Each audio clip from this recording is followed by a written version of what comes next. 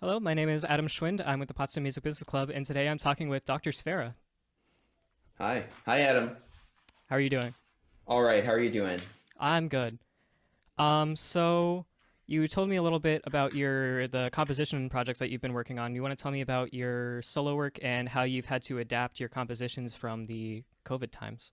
Sure. I mean, even pre-COVID, once you're let me rewind, right? When you're in grad school or in school in general for music, you're around people who are also down to make music. They want to do things with you. They want to work together.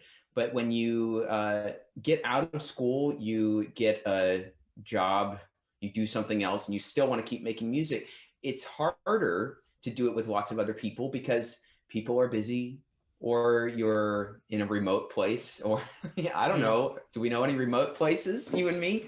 Um, so you have to find ways to, if you're serious about continuing to make music and really wanting to continue to make art, you've got to find ways to adapt. So part of what I've been doing is, instead of trying to track down people a lot, is I've been writing music for myself. I've been writing a lot of solo clarinet music.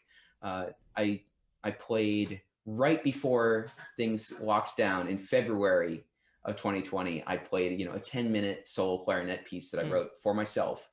And I've actually found that that's been a valuable way for me to continue to compose, continue to hear my own music, and to Hmm. get pretty, like, relatively speaking, pretty well rehearsed performances of my music. Yeah. For I would give that advice to any composer who's interested.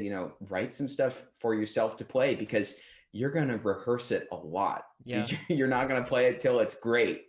So I would recommend pursuing something like that. Hmm. Yeah, I'm sure that definitely helps you figure out how to write more efficiently and write better in the future.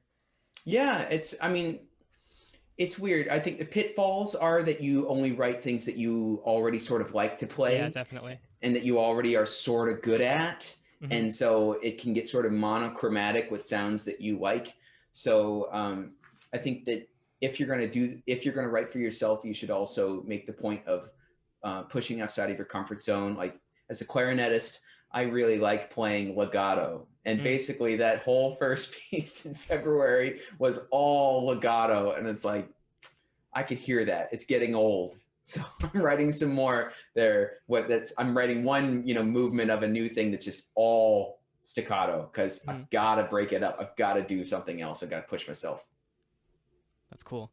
And you told me you were writing things that were meant to be performed over Zoom. How does that work? And like, how did you start doing that? Well, so I was asked by my old advisor during my master's at Ohio State, Marc Anger, if I would come play with his group, the Sonic Arts Ensemble.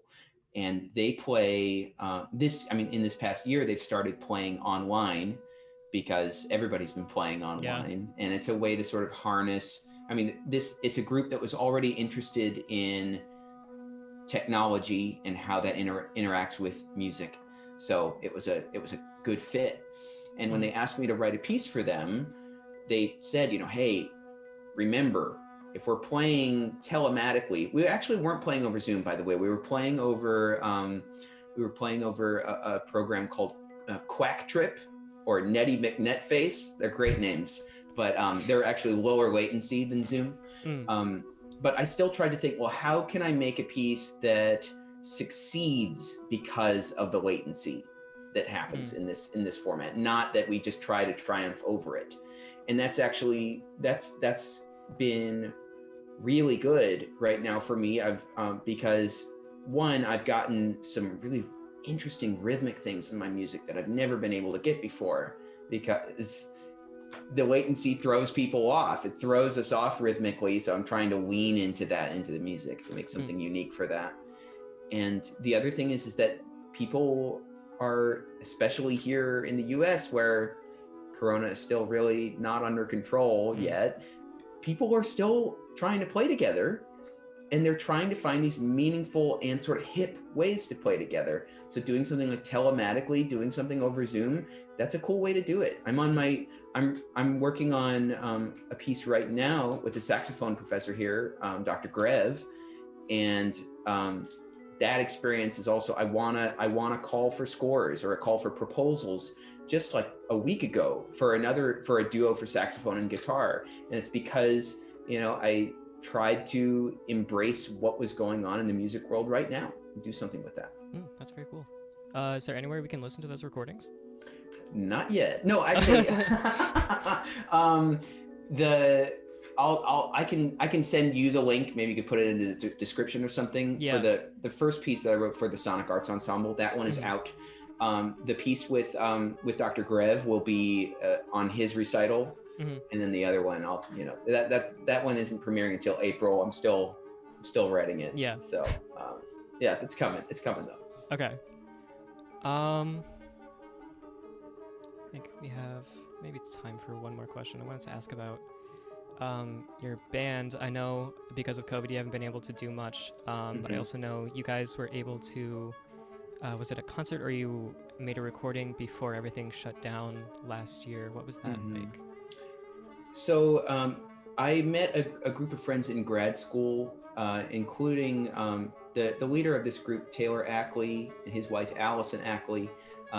We were roommates, and we ended up playing music inspired by Taylor's background in traditional American music. So that's country music, Western swing, the blues, a lot of music that's taught orally, and we were lucky enough to, over Thanksgiving 2019, before everything shut down, we recorded some videos and recorded the majority of what was our second album that came out this year. So right as we were hitting a crest, we were really onto something. A lot of things got shut down. So what we're trying to do in the meantime is pursue smaller projects on our own, for one, but also we're working on a chapter for a book about music business, Cool. and talking about how our experiences differ from traditional college music curricula. So it's a way to sort of keep things going, to think about the group, think about what it stands for without actually being together, without actually playing together. That's the idea. Yeah, that's really cool. Thank you. All right, well, thank you so much. This was very insightful, and it's very cool to hear your... I don't know what I'm saying here. What am I saying? Thank you so much. This was very insightful, and I enjoyed talking with you. Thanks a lot, Adam. I appreciate it.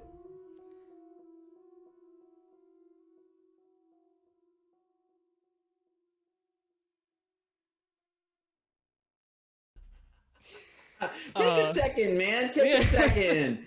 Take another take. I don't care. You got it. I don't have to edit this. Who cares? Just put the whole shit up. Who cares?